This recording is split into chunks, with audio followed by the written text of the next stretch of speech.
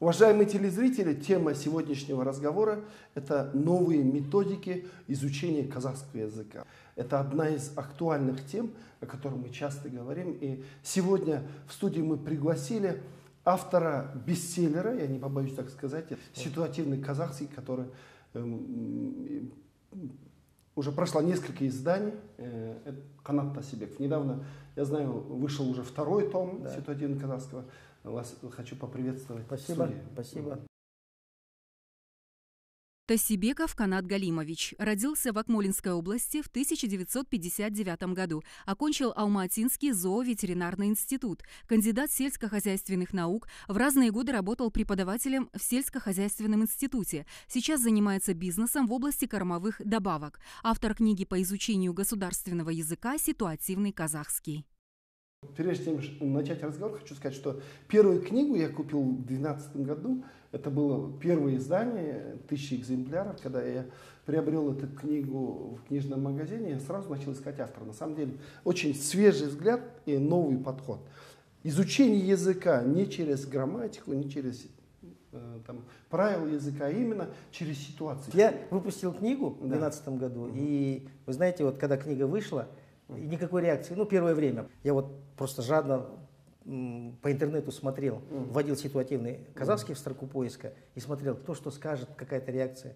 И вдруг в один прекрасный день я вижу, что Мурат Абенов, тогда в ту пору были депутат парламента, очень известный, публичный, и вы очень о ней хорошо отзывались. Это была очень для меня тогда большая поддержка. Вы писали как автор, который к филологии не имеет отношения, вы специалист сельскохозяйства, кандидат наук. Основную идею написания книги объясните вот людям. Идею. В чем ее оригинальность? В чем новизна технологии обучения казахской методики? Моя книга – это новая методика.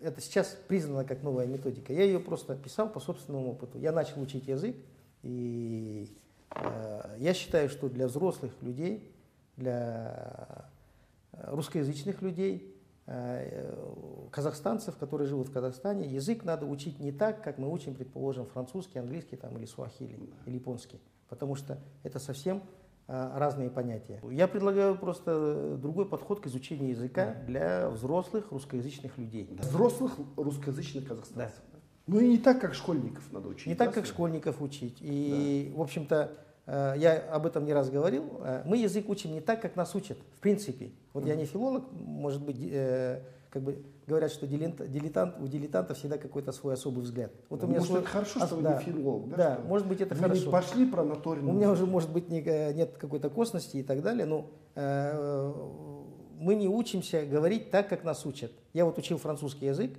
у меня есть опыт изучения другого языка. Значит, нас учат сперва словам, потом учат правилам, и потом предлагают из этих выученных слов по этим правилам строить речь. Предположим, вы переехали в Англию, отдали ребенка в английский детский сад. Он не знает другого языка, кроме казахского и русского. Вот. Где-то через неделю-две ребенок начнет говорить отдельные слова, через месяц-другой он заговорит фразами уже, и через полгода-год ребенок говорит так же, как его английский сверстник. Ну подумайте, разве ребенок учил слова отдельно? Или он учил правила? Он не учил. И так и мы. Из названия давайте сказать ситуативный казахский. Да. Объясните, почему называется ситуативный казахский? Да, вот я к этому приближаюсь. Казахи очень большие традиционалисты. В каждой определенной ситуации у нас есть модели речевого поведения. Поэтому вот говорят, на той приглашают 200 человек, всем дают тост, и все говорят одно и то же. Это речевое поведение казахов. Когда мы говорим по-русски, мы можем начать с середины, с конца. По-казахски такого никогда не позволительно. То есть, если это кызузату, говорят, судай сыңып, тастай ватсын. Для каждой ситуации у нас есть определенные штампы, речевые штампы, готовые, да. И я предлагаю это взять на вооружение.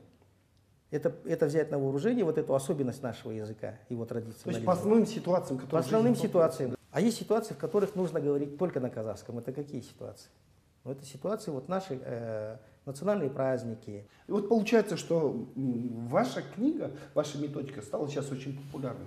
Многие центры по обучению ускоренном обучении казахскому языку используют ее. Ну, государственные институты, куча их всяких, методики, там, филологи работают, ученые. В чем проблема? Почему все это время тормозится, буксуем на месте? Проблемой казахского языка занимаются люди, те, которые сами прекрасно знают язык. Как бы они с молодых ногтей, они это с молоком матери там, и так далее. Они закончили казахские школы. Это писатели, поэты и так далее. Но на самом деле они между собой вот, собираются, об этом говорят, такие копья ломаются, гневные речи произносятся. Да, да. Но вы же знаете, что у нас сейчас вот говорят, что общество... Но они с этим сами не сталкивались, нет, они сами не изучали Нет, нет. язык, да? Дело в том, что у нас вот как бы есть две группировки, ну, я не знаю, как их назвать, вот, ну, шала и таза там говорят там и так далее, русскоязычные казахи и, значит, казахскоязычные, хотя это нонсенс, казахскоязычные казахи. Ну, вот так вот получилось.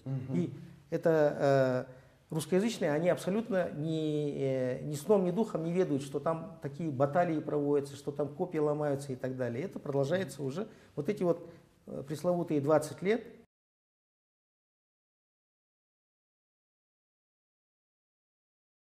Моя позиция, что в первую очередь, вот, пускай это будет немножко неполиткорректно, может быть, звучать, в первую очередь должны заговорить сами казахи.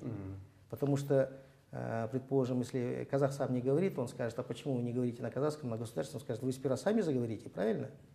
Ну, люди других национальностей. Когда я в первую очередь считаю, что казахи сами должны заговорить. А вот вы сами во Франции учились, вы специалист по коневодству, я насколько знаю. Вот как вы пришли к тому, к необходимости учения казахского языка? Какие необходимость в работе была или в чем? Нет, у меня не было вот то, что сейчас называют, что должен быть какой-то стимул, там, предположим, или я вот читал интервью одного публициста, он говорит, я до 50 лет с русским языком прожил, и сейчас я не авторитет в национал-патриотической среде, и у меня нет мечты сделать карьеру, поэтому зачем мне учить язык?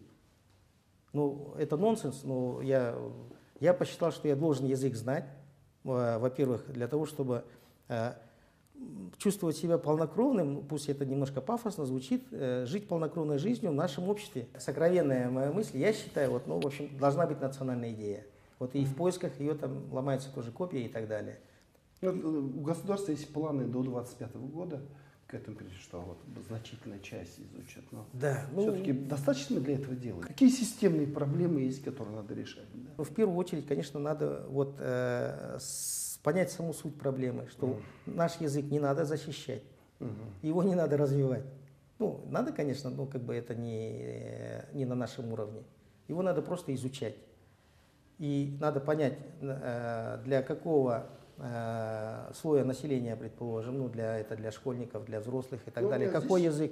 И совершенствовать методики, то есть надо просто засучив рукава, оставив в сторону патетику, вот эти вот высокопарные речи, которые 20 лет говорятся, а просто-напросто по уровням, методично, технологично подойти к этому и решать эту проблему. Вот есть такое мнение, что в принципе, если я не знал язык, но есть хороший переводчик, я могу узнать основную суть. Вот вы не знали язык вот, в достаточной мере до 50 лет.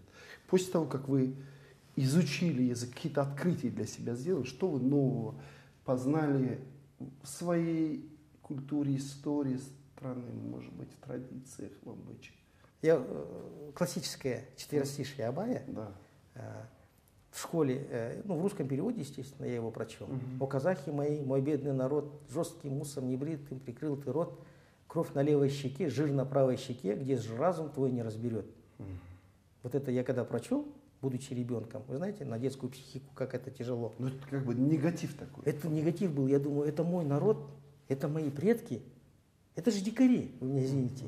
Они сырое мясо едят, у них вот здесь вот кровь застыла, вот здесь у них жир застыл. Это человек, который не может разграничить понятие добра и зла. И это пишет Абай, который говорят, что это наш просветитель, наш светоч, он так отзывается о своем народе. Это был для меня шок. И многие это как пример приводят, нам, что даже Абай сам к казахам своим критически относился. Когда сам начал учить язык, я купил фразеологический словарь Сметаки Неспаева. Это в букинистическом магазине, так его тоже почему-то нет. Вот. И когда листал, увидел Баруртумай, Баруртухан. Фразеологизм. Это фразеологизм, который использовал Абай в своем стихотворении. В оригинале. Да, на одной щеке жир, на одной кровь. Это фразеологизм, который обозначает человека непостоянного, который колеблется между добром и злом. Мы же сами такие. И когда я это увидел, у меня мурашки по коже пошли. Дальше начал смотреть, дальше то же самое. Это же в одном четверостишье «Остарасыз аузыңа түсті мұртың» пишет Абай. Значит, это говорится не о том, что там бритва не касалась, там, предположим, усов. Не цивилизованных. Это говорит человек, это тоже фразеологизм, которым казахи описывали человека, который растет по своей воле, который своевольный абсолютно и так далее. Свободный. Свободный человек. И поэтому вот я сам перевел это. Это то, чем мы гордимся, мы свободные. Да? А там в негативе переводят. Да, и вообще весь смысл стихотворения меняется. Это стихотворение, оно тогда четверостишие, вернее, я потом его целиком перевел, оно должно звучать так: «О казахи мои, мой любимый народ». В оригинале «О казахи мои, мой бедный народ». Но мы же говорим «Хайран қалың елім, қазағым, қайран жұртым». Ну, Хайран, это же, вот мы говорим Хайран шешем, да? Мы же не говорим бедная мать. Любимая же, это правильно? О казахи мои. Переведено как бедная, да? Мой любимый народ. Жизнь не знает запретов, жизнь вольно течет. Поступить как не знаешь, плохо ли, хорошо. Ведь в тебе в равной мере и зло, и добро. Вот как должно... Ну, вы мне извините, что я много на себя беру, да, переводчика Абая. Но на самом деле вообще меняется смысл самого стихотворения. Это не какой-то дикарь, который ест сырое мясо и не разграничивает понятие добра и зла. Сколько поколений у нас выросло на том, что мы читали Абая, который переведен. Да, вот именно таким образом, именно таким образом.